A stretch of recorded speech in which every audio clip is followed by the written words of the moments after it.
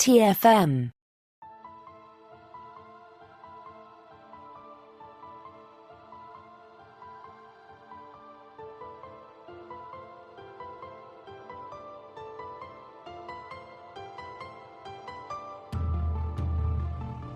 Welcome, Boomers, to another episode of Warp 5, our dedicated Star Trek Enterprise podcast. I'm Christopher Jones, and with me, as he always is my esteemed co-host, Matthew Rushing. And Matthew, I'm ready for a celebration. I've got the tape right here. The biggest event of the year, the Super Pool. It's time for some water polo. I'm really excited about this, Chris. I've got the pretzels, I've got the beer ready, and I'm so excited to watch it on a 13 by 13 screen. Same here. But before we start, we're going to have to set ourselves aside for 20 seconds.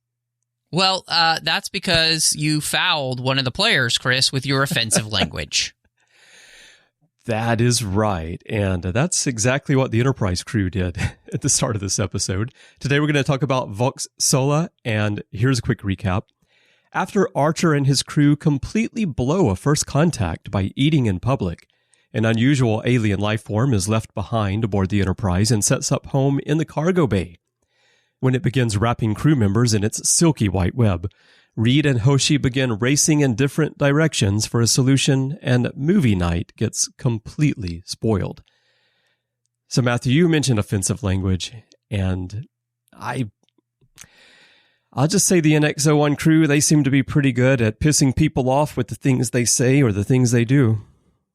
I mean, who doesn't piss people off? You know, when you take them to a meal in your commissary and you offer them something that chef has made, and then you eat in front of them. I mean, that is so offensive. How dare you?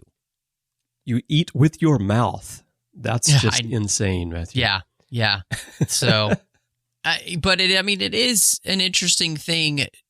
I mean, because, you know, really what this episode does, I think, a great job of is showing how, you know, you have different cultures, you have different races, and the things in which you do.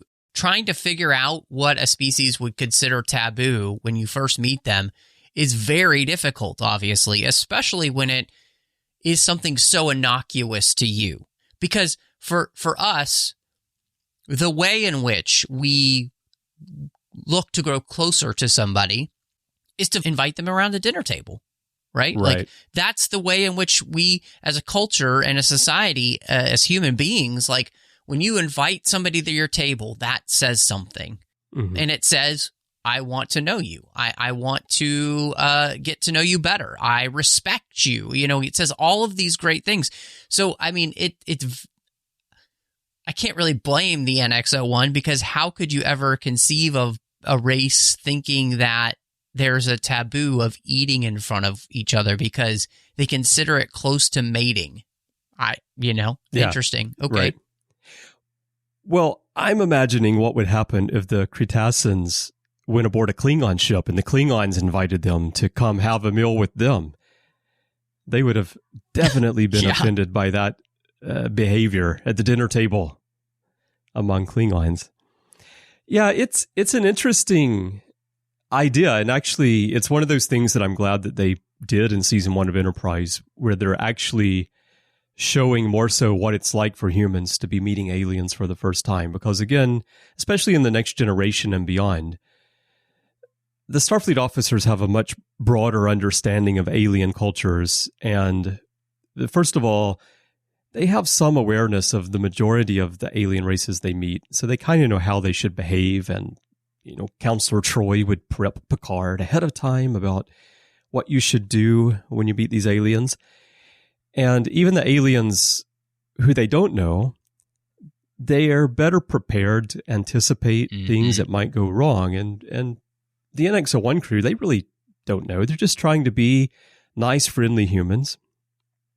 So they really couldn't anticipate this. But it's a great thing to show at the beginning of this series to make the deep space exploration more realistic, for sure.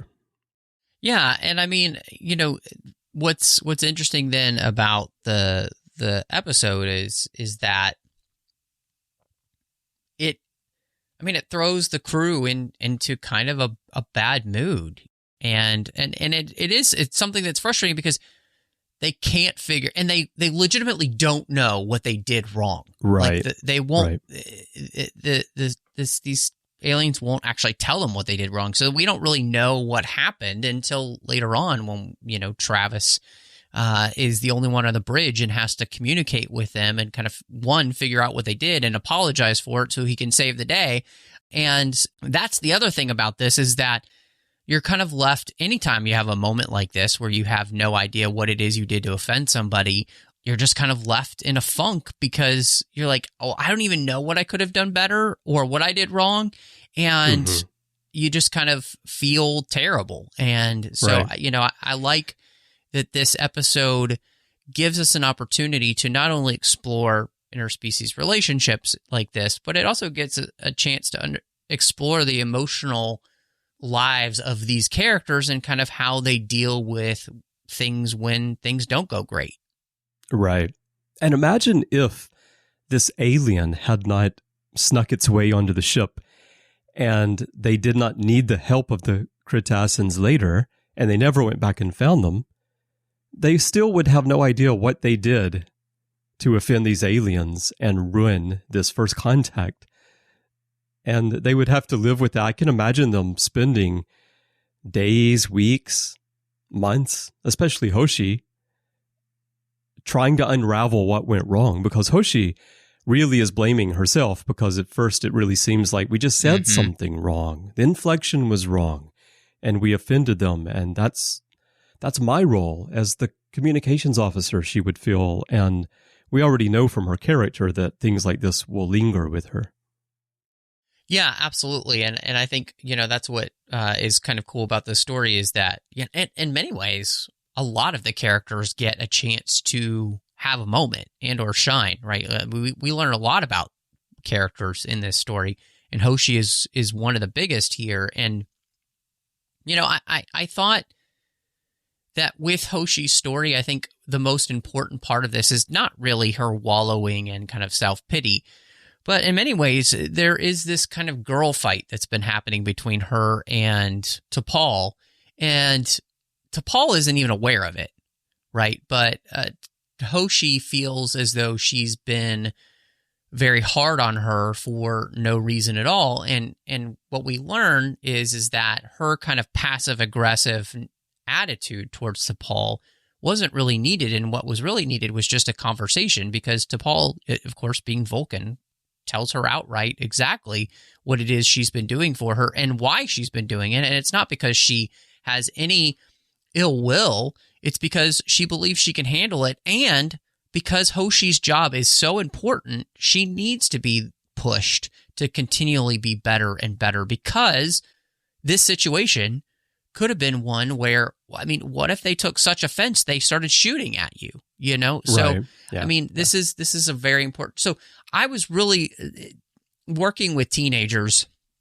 I was just very interested in the way in which kind of adult relationships mirror much of what we have in our young life, which is we kind of had these petty grievances against people, especially of same-sex relationships that we have, because we have this kind of competition or whatever with them. And it was very interesting to kind of see this being played out with these two characters. And they overcome it in this episode by overcoming a communication barrier, which this whole episode is about communication, right?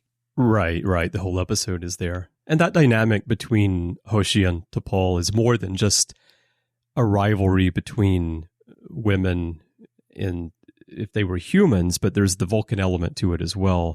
That sort of animosity, distrust that we've talked about before, that they're all trying to overcome, but it takes some time. And so there's that extra dynamic to it as well. But T'Pol, T'Pol believes in Hoshi's abilities, and it's T'Pol's way of trying to encourage her. It's just that it's misread on the human side because of the way that we tend to interact with one another. Which is a great mirror for what happened between the aliens and the Enterprise, right? This is a cross-cultural misunderstanding because they have two different ways of looking at things and dealing with things. And so, I think that's one of the things that makes this, I'll go ahead and spill the beans, I think a pretty good episode, is because thematically, it is very consistent with itself, and many of the stories that we're telling with the characters are reinforcing the main theme over and over and over again without necessarily, like, I feel like beating you over the head. Yeah. Well, reinforcing a theme is a thing that I really like about this episode because, like you just said, it really is all about communication. But they approach communication from different angles within this episode, starting with the obvious. There seems to have been a miscommunication between humans and the Cretaceans that left the Cretaceans offended, and that has created a problem. Then there's a lot of talk about language itself, structure of language, trying to unravel a language, trying to find a way to translate, interpret two very different languages and get meaning out of that. But then there's the whole thing with this mysterious alien and needing to communicate with it as well. So from beginning to end, even though this episode turns into a sort of House of Horrors type story in the cargo bay, it's still about language. It's still about communication. And I like that they set that up at the beginning in one way and they tie into it for the resolution of the story. And the other thing they tie into, which is not language related, but I just like the way they did this. When you see the water polo scene, which we were joking about at the beginning of the episode here, and you feel like, oh, it's just one of those moments in Star Trek where two characters are doing something together, but they come back to it at the end when Archer realizes what's happening to them, and Trip and Archer talk about the water polo, and that's how they kind of test how their minds are being connected by this alien. And it also gives Archer an opportunity to share that you should never give up in something. So it's two elements early in the episode, both tied into well at the end. Yeah, I mean, in many ways, you probably could have called this episode "Failure to Communicate," because that's. I mean, it wouldn't have been as catchy. Yeah, maybe true. if you did it in Latin, it would work. But there you go. But I think you're absolutely right, and I love that you called out the idea of language. It's something that came up when I was talking to Kirsten Beyer and Mike Johnson about their latest in their first audio drama that they've done, and language plays a part in that. And one of the things that we talked about was just how language is so important to understand because of the nuance, right? Like, and language is not as malleable as people want to think it is. It has definitive understandings of what things mean. And those come specifically, too, from the cultures that speak them, right? And so you can't just have a word mean whatever you want it to mean. Yeah. It actually has a specific meaning for a specific purpose, especially in the context of a specific culture. And this episode really drives that point home, I think, really well. Yeah. It's very difficult to accurately translate from one language to another when you get into any sort of nuance. Sometimes you can, sometimes you can't. I find it particularly interesting that I watch a lot of television, including shows like Star Trek or Ted Lasso currently, rewatching a variety of shows with Japanese subtitles on. And because I can read the Japanese subtitles and I'm a native English speaker, I can see how things are being translated. And so often, the Japanese translation is a shell of what it means in English, because in any language, you have a way of expressing something that can't be accurately replicated. And there's a lot of, there are layers to what you say, and sometimes it carries a heavier meaning than the words appear to carry. And so when someone translates it so that the viewer, the person listening, whatever, in the other language can understand, they can't convey all of those layers, and a lot gets lost. And I remember last year when Squid Game was really popular, and I remember seeing on Twitter and in the news how some people in the US were complaining that the translation wasn't accurate enough to what was being said in Korean. And my thought was, obviously, you guys don't watch stuff with subtitles. You don't watch foreign language stuff very often because this is a continuous problem of trying to accurately represent what is said in one language into another, especially when you're dealing with television or movie translations. But the point just being that the potential for miscommunication or missing information is so high. And that's one reason that I've always appreciated this story so much, is that they address this in a way that I think has rarely ever been done in Star Trek. No, I agree with you, and I think it is something that really works for the series, and it just works for the episode too, and it's just an important thing to be able to discuss, and it makes so much sense because, again, and this is something that Kirsten and Mike and I talked about, is like, even the idea of the universal translator, yes, it's great, but it still is going to miss some of the nuance. It is not going to give you every single nuance that can be had by a language. It's just going to do the best approximation. So like you said, if you say dub something, so say you're watching the dub version of anything, right? It's still not going to give you the full weight of what it would be if you truly understood the other language and all of the context and the nuance and the meaning and all that. So, that's something, again, this just episode, I think, does a great job of.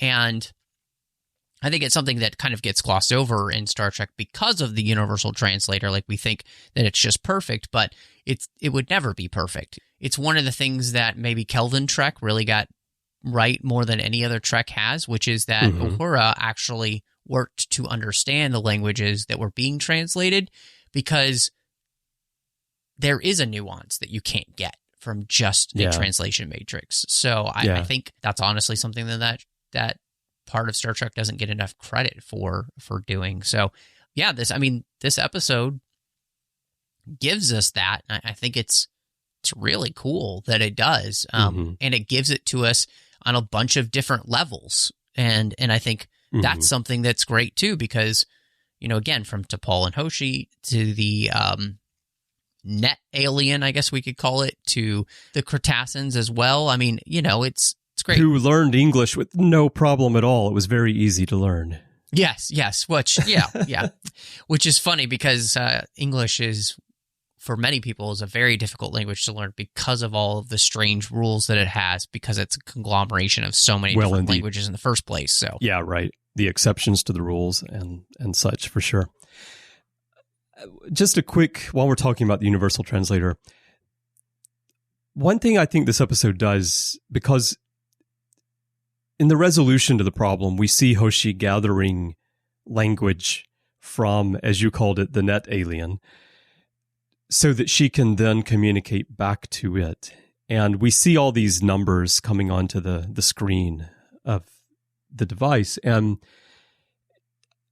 I think it works well for the story to get across the point of what they're trying to do, and the fact that they're making the effort to communicate with this alien. It's super alien to them, but they're finding a way. They're finding a solution, a non-violent solution, a way to communicate, and then ultimately they help the alien. They take it back exactly to the spot on its planet where it's supposed to be.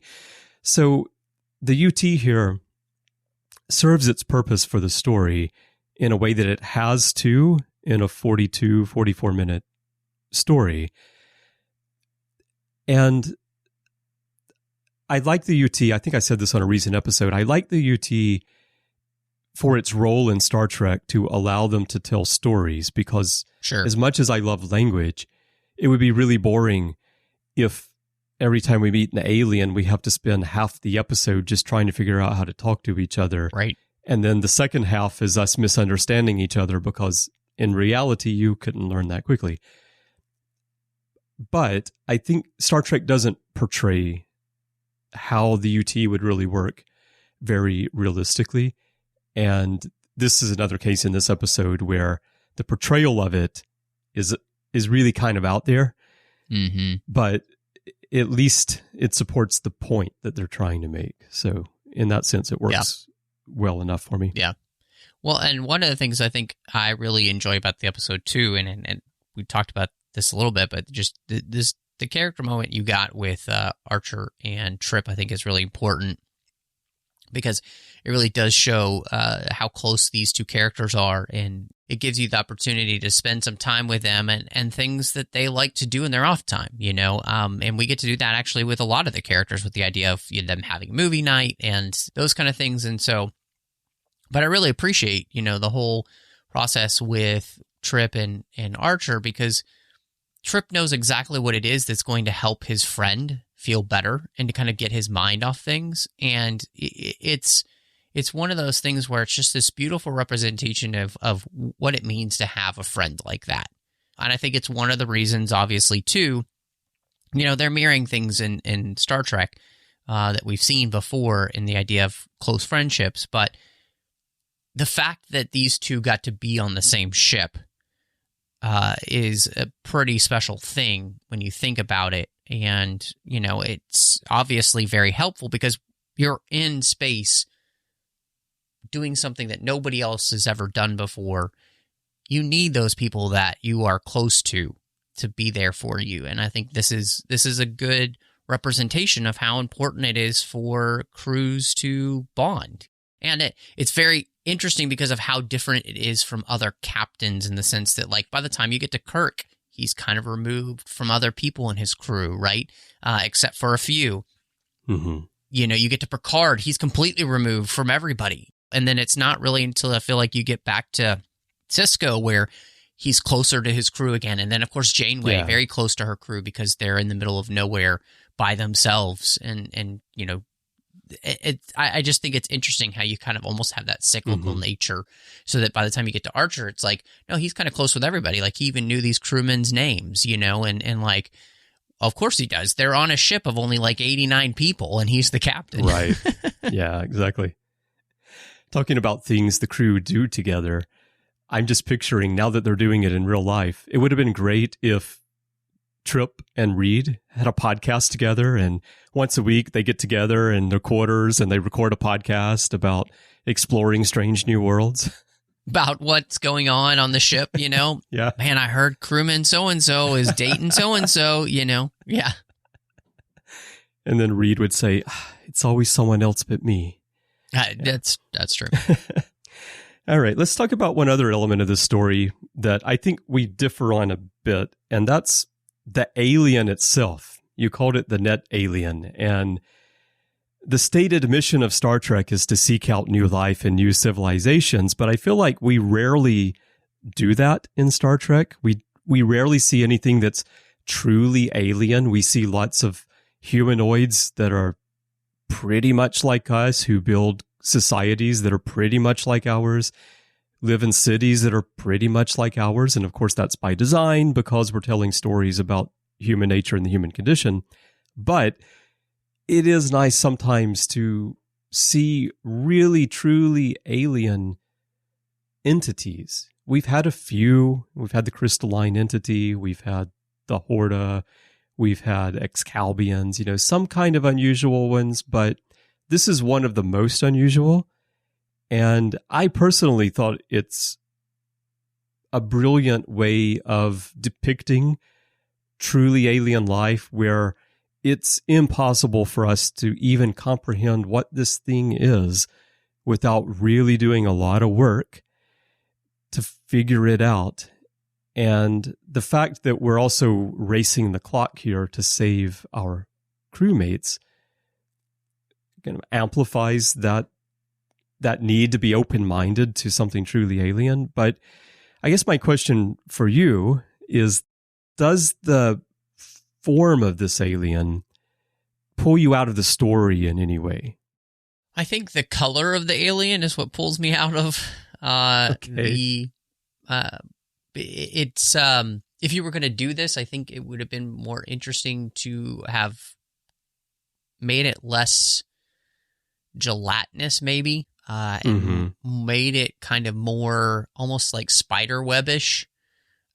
Yeah. See, that's where the color for me, Yeah, the color for me reminds me of spiderwebs originally, but then they do have that kind of gooey, gelatinous nature to it, probably because of how it needs to envelop the crew members.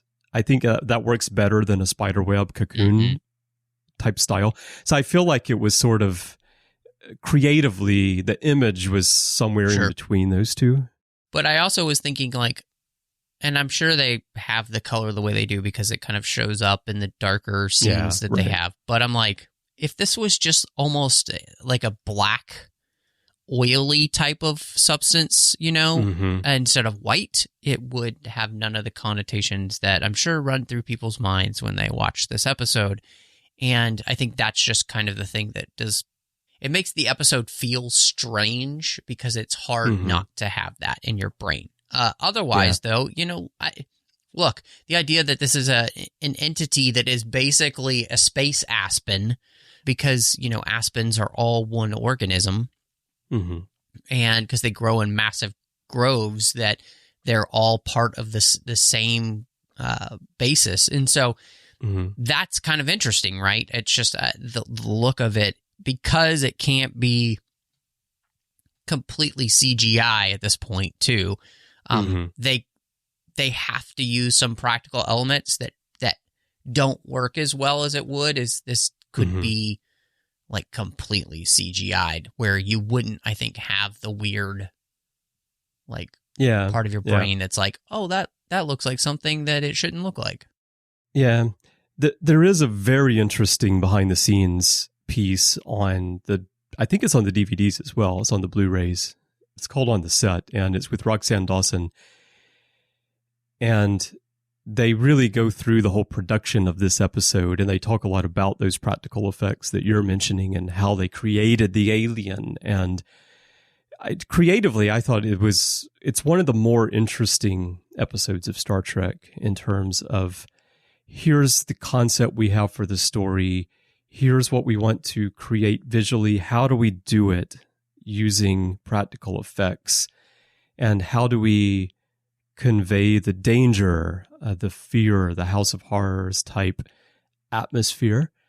And anyone who has the DVDs or Blu-rays, if you haven't watched it, I definitely encourage you to go watch this behind the scenes, because you really will, I think, come to appreciate this episode even more when you see what really went into it and you see what Roxanne's thought process was as a director and all for it.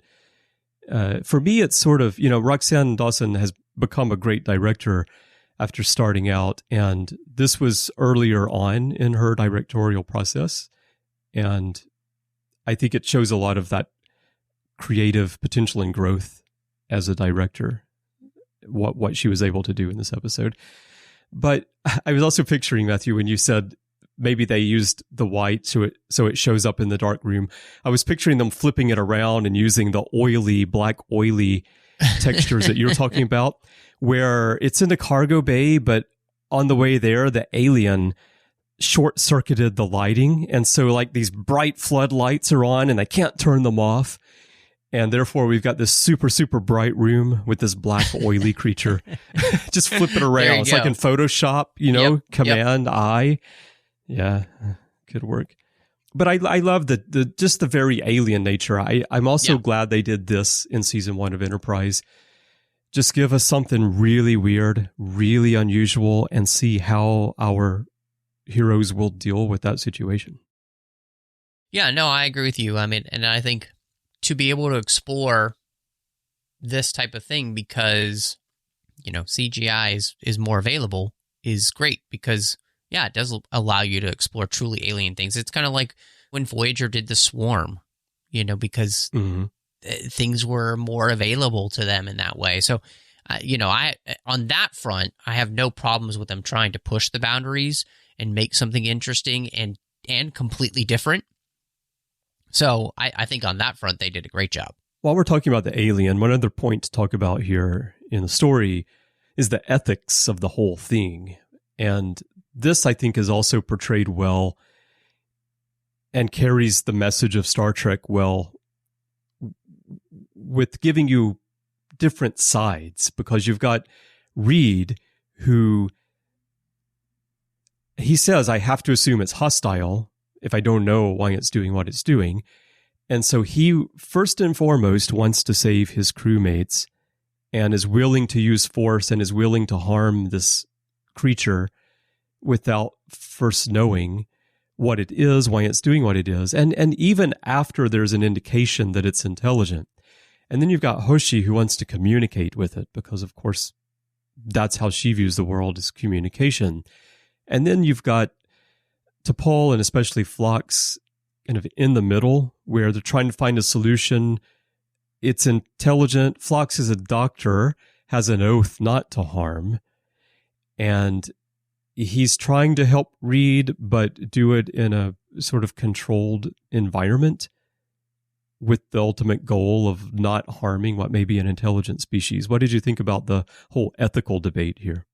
I mean, it's very interesting, especially because this is going to be mirrored in season 3, when not only the lives of the captain are on the line and others, but all of humankind, right, and the choices you make and the rationalizations that you make for things, especially when time is of the essence and there doesn't seem to be a better option, Mm-hmm. And so I think it's a great discussion, and it's absolutely the type of thing that I think Star Trek does a great job of.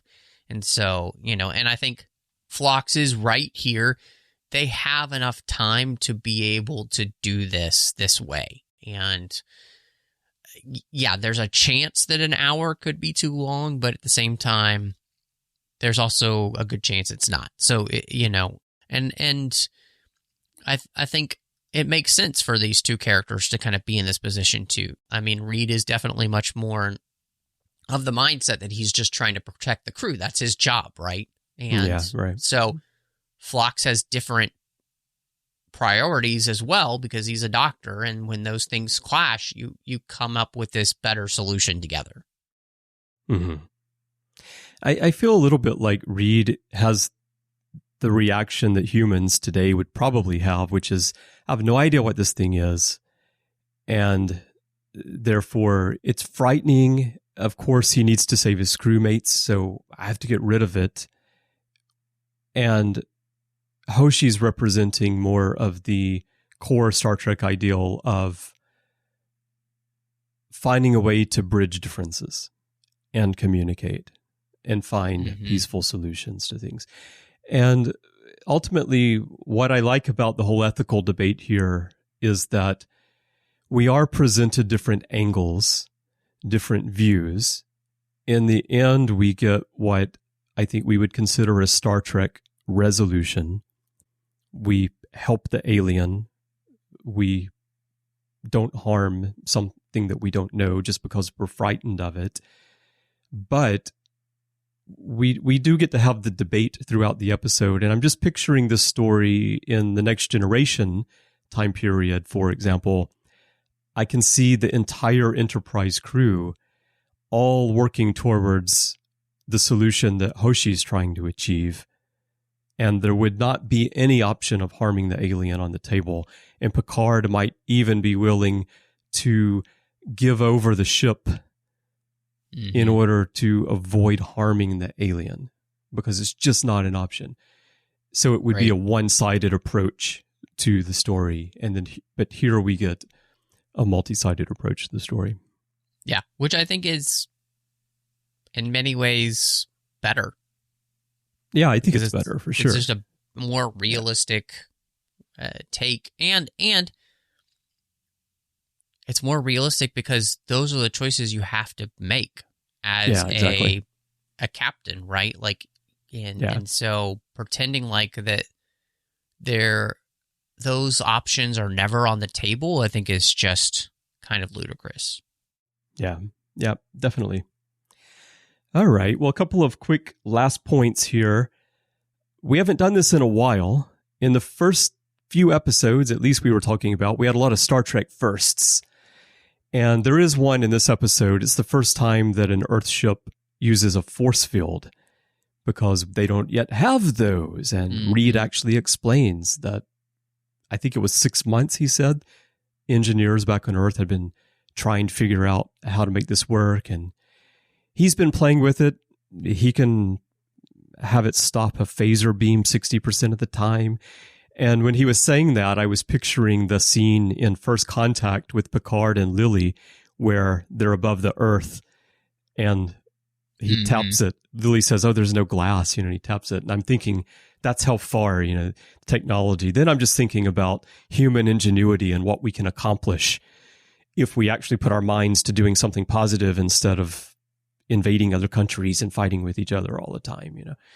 We could do that, So that part was nice. And then the other thing I just noticed was the Cretacean captain is played by Vaughn Armstrong, who, of course, in Enterprise is best known as Admiral Forrest, although this is already, I think, the 4th character he's played in season 1 of Enterprise.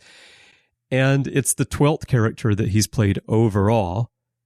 And we all love to say, Jeffrey Combs, he's everywhere. But you rarely hear everyone say, Vaughn Armstrong, he's everywhere. But he really is. It's true, and it's kind of great that he is. And I think he's one of those, just versatile actors in Star Trek where he can kind of play any type of role. And, it's him here, but I don't think it ever takes you out of it. And in much the way that sometimes I think where they started to put Jeffrey Combs in too many roles, it was just like, oh, okay, because your immediate thought was, oh, that's Jeffrey Combs, instead of like, oh, here especially, there's enough makeup on and everything that unless you're really paying attention, you're probably not first thought, oh, it's Vaughn Armstrong. No, not at all. Yeah, it's not your first thought at all. I think that's a big difference. And the reason why we all think of Jeffrey Combs first as being the actor that plays the most things in Star Trek is that Jeffrey Combs has had a lot of major characters who have had extensive screen time throughout the series in DS9 and in Enterprise, both with the Wayun characters, of course, as well as Brunt occasionally and so forth, and then Shran here. But Vaughn Armstrong's characters tend to be one episode. They're aliens, so you don't get that carry through, and that's the reason. But anyway, I think it's impressive, like you say, how versatile he is and how much he does in this series to bring various characters to life. Yeah. All right. Well, let's wrap up here. Do you have any final thoughts? And what's your rating for what Star Trek Magazine called the 4th best episode of season 1? I think this episode, has a lot to offer, mainly because it does a great job of giving us an understanding of what life is like on the ship for a variety of different people, not just our main characters. It gives it gives every main character something cool to do, which is very seldom that happens. And it gives us a great and interesting alien. Aside from my frustrations with the look, otherwise it's great. And so I'd have to say this is a good 4 out of 5 for me. It's definitely a very strong episode, and it's well written, and it's well written in the sense that when you have an episode where almost every single thing revolves around the same theme, and you're just continually kind of driving at that theme from different perspectives, that is a fantastic episode of any television show. Yeah, totally agree. I don't have a lot of final thoughts beyond what I've already said. I just think it's a great episode of Star Trek. I think it's very clever in its conception and in its execution. Again, I really encourage anyone who hasn't watched that behind the scenes documentary to go watch it because it really sheds light on the creation of this episode. And I love that this carries forward the core element of Star Trek, this seeking out new life, trying to understand it, trying not to harm it, bridging differences in cultures, or in this case, existence itself. And it gives us the resolution that I want, which is not to harm the alien, but it doesn't do it in a two-dimensional way. It actually gives us an opportunity to think. And so I think that's another reason that it's a great episode. So I'm going to give it 9 lone voices. Nice. All right. Well, we would love to hear your thoughts on Vox Sola. There are many ways for you to share those. You can go to our listeners group on Facebook. That's called the Babel Conference. Just type Babel, B-A-B-E-L, into the search field, and it should come right on up. If not, just type the whole name. It is a closed group, so if you're not yet a member, you'll see some questions, and also you need to agree to the rules of the forum. So please do answer those questions and agree to the rules so that I can let you in. We'll put a post for this episode there, and you can share your thoughts in that thread and talk to us and fellow listeners. You can also find us on Twitter. Our username there is TrekFM. That's our username throughout social media, on Instagram and everywhere. And also, you can send Matthew and me email if you'd like. Just go to our website, trek.fm/contact, and choose to send to a show, choose Warp 5, and that'll come to us by email. And we would really love to hear your thoughts. And also, if you're on Apple Podcasts or Google or Spotify or however you listen to the show, if you have an option to leave a rating and a review, we would love to get that from you as well. Now, Matthew, when you're not, trying to find your way through the spider webs like Gwen Stefani, where can people find you? Well, you can find me all over the place on social media under the name MattRushing02. Of course, here on the network, you can find me on the 602 Club, which is our whole other side of the network, where we don't talk Star Trek. We talk about all of those other fandoms we love. Of course, you can also find me doing literary treks, as I talked about here in this episode, and The Orb. Literary treks is about the books and the comics of Star Trek. And The Orb is about Star Trek Deep Space Nine. And Chris, you and I talk Deep Space Nine over there, which is super fun, and hopefully people are enjoying the new episodes. You can also find me over on the Nerd Party Network. One show I do over there is a finished show called Owlpost with Drea Kaufman. We talked about every single chapter of the Harry Potter series, one chapter at a time. And then I also do Aggressive Negotiations, which is a Star Wars podcast where John Mills and I dive into all things Star Wars. Now, Chris, when you're not trying to decide what movie you're going to watch for movie night, where can people find you? Well, I'm going to pick something with some great translations. I really want to dig into those subtitles and see how they work out. When I'm not doing that, you can find me here on the network, as you mentioned, doing The Orb with you. It's really great to be back talking Deep Space Nine, our favorite Star Trek series, and we're doing that every other week now. So check out those new episodes. There's also The Ready Room, which I do from time to time with Larry Nemechek, Interphase, and various other things. And of course, I continue to work on some behind-the-scenes things for the network. And then, of course, got my usual job producing magazines and all sorts of other content. And if you'd like to chat with me about Star Trek and Japan or college football or water polo or anything like that, I'd love to hear from you. The best place to catch me is on Twitter. My username is C, Bryan Jones, letter C, and Bryan with a Y. That's my username everywhere on social media, but Twitter is where I am most active.